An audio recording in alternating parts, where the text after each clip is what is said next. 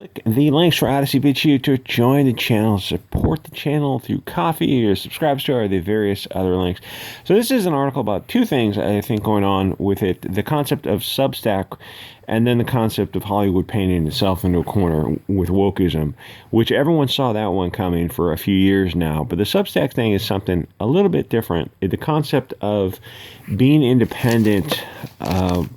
Going direct to the people, which is kind of what social media and cell phones started, though these people have got much better setups than just merely a cell phone.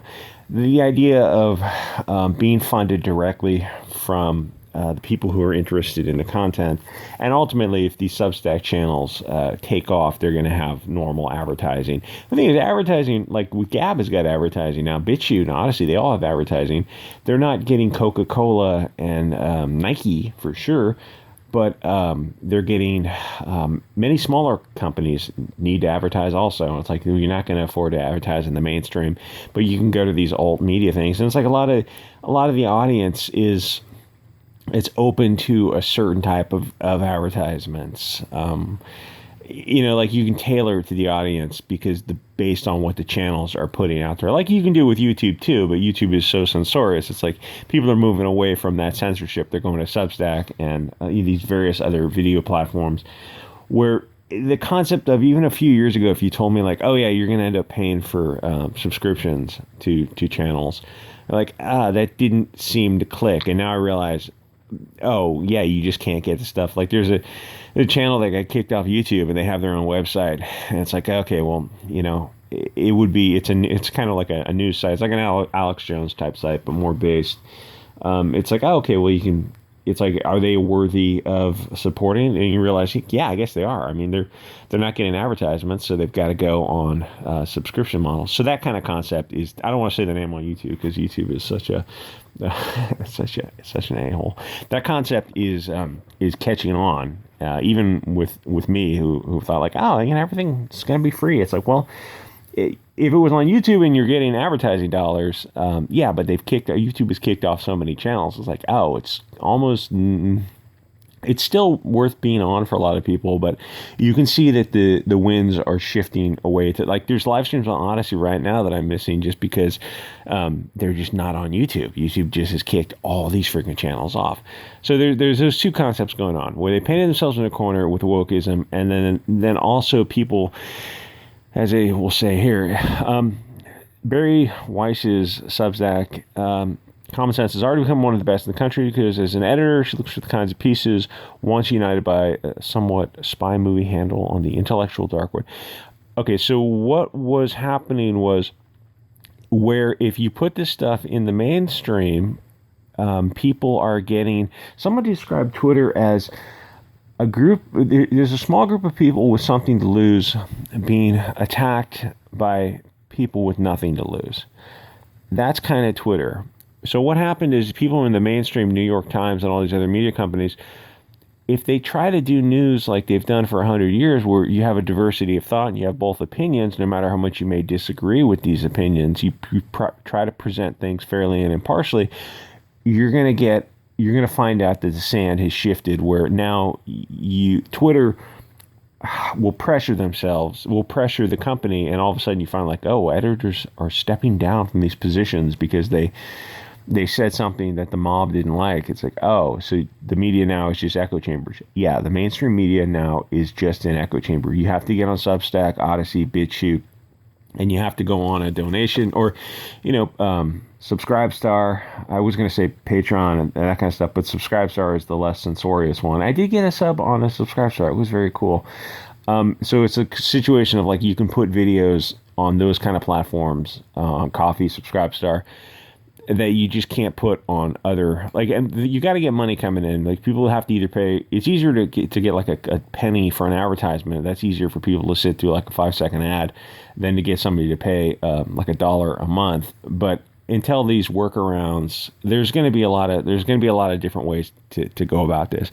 Anyway, so people are discovering that in the mainstream media, if they try to do real news, they're going to get twittered or feathered, which I guess refers to ruffled or feathered into oblivion, where you're just going to be fired. It's like, I'm trying to do fair and impartial media, and you're saying I could be fired for fair and impartial coverage of a story.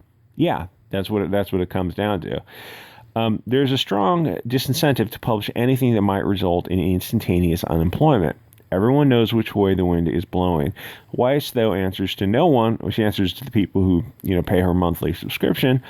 Not even advertisers, except the subscribers who pay her to be interested, and we're all the richer for it. And eventually, these kind of Substacks, they will turn into media companies, and so eventually you will get advertising. But it's not going to be Nike. It's going to be like a leather goods manufacturer who makes like gun holsters. That's kind of like what the alt community is into.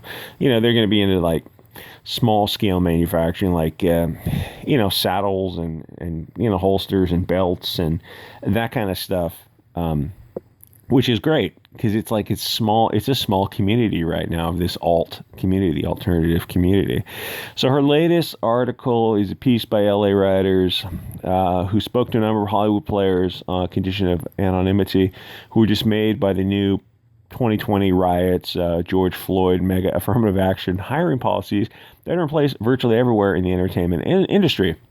As always, the response from those who were hired after the installation of explicit quotas and set-asides is, how dare you suggest I was hired for any reason other than merit? Yeah, you were hired to check a box. You're a purse puppy. Congratulations. You're not qualified, but you have the right skin tone. CBS is demanding that 40% of writers be BIPOC or of color, rising to 50% next season. The country is still 58% non-Hispanic of European origin. Of course, the percentage is much higher among college graduates. Experienced white Hollywood. And the thing is, I don't know if there's a whole slippery slope with how the Jews want to call themselves in Hollywood, but now I mean from the BIPOC community is looking at them and they're just calling them white, so they're finding themselves in this kind of a little bit of a tricky situation. So, but they're saying that they can't get hired because so many spots are being reserved for BIPOC colleagues. Moreover, showrunners who have operated forever under the unwritten rule that was said in the writer's room stays. Yeah, there's a lot of these. Okay, let me finish this. Unwritten rule that what's said in the writer's room stays in the writer's room can no longer hire people they know, like, trust, respect, and say they're bringing in easily ruffled minorities who are gaining a reputation for approaching the human resources department to complain. That's, what do you call that? The ways and means, the like unwritten rules for a lot of industries. Like when you're all one group of people, you all know, like what you're not like. What do they call them? Barracks attorneys, like people who are just there to make trouble.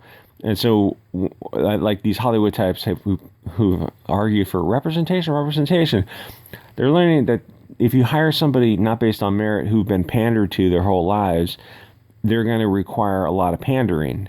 So you're going to be doing a lot of their work for them, and you're going to be picking up the slack. And eventually that's going to lead to some serious resentments where you have somebody who's like just a dead weight and you're subsidizing them just for a POC face. It happens everywhere, and it just leads to a lot of resentment. So one showrunner said he ceased to give notes to women or POCs. Another shared a long list. Yeah, the thing is, like, you're just not going to ask them to do things where they're going to roll their eyes and complain about it. It's like you're just going to do it yourself, or you're just going to have a clique within a group of people where, like, these people are just diversity hires, so they're given like things they can't screw up, kind of thing. So, but also means like, it's going to say they're not going to advance, but they usually have a habit of failing upwards. Another shared a long list of emails in which he was told why he was being turned down for jobs. Because one was a dead end. They're going to limit the search to women and BIPOC candidates and so on. Here's the thing. If you're of European origin or you appear to be of fair-skinned countenance, you can identify as whatever you want. I'm a woman of color myself. You can also be a woman of color. Elizabeth Warren she said she was an American Indian for decades so she could get a position at a college. So if Elizabeth Warren can be an American Indian, you can be an American Indian. Also, you can be of African origin, Arab, whatever you want to identify as. The game works for everyone. And ultimately, you're putting people who are fair-skinned European origin into a position where they say, like, okay, you guys are going to need to form your own groups and have your own in-group preference, which is great because, people are waking up to that. Like, you're going to have like, oh, this is a white movie company. We only hire European people because we're not hired anywhere else. Like, we can't hire POCs because Europeans are discriminated against in this industry. We have to take care of ourselves first, which is great. I mean, that's like, it's good for everyone to have in-group preference. So he says this is all going to end in a giant class action lawsuit.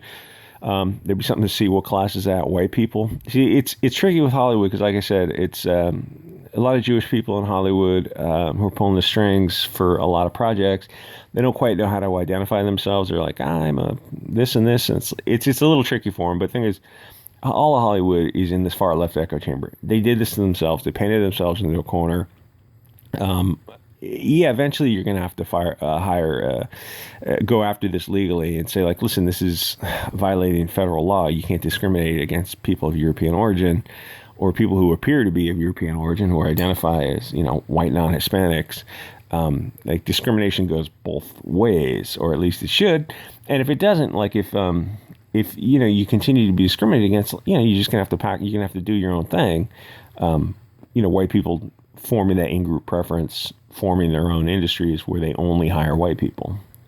You can't have it both ways. You can't. What do you expect white people to do? Just be homeless? Because that's kind of the logical conclusion. You can't.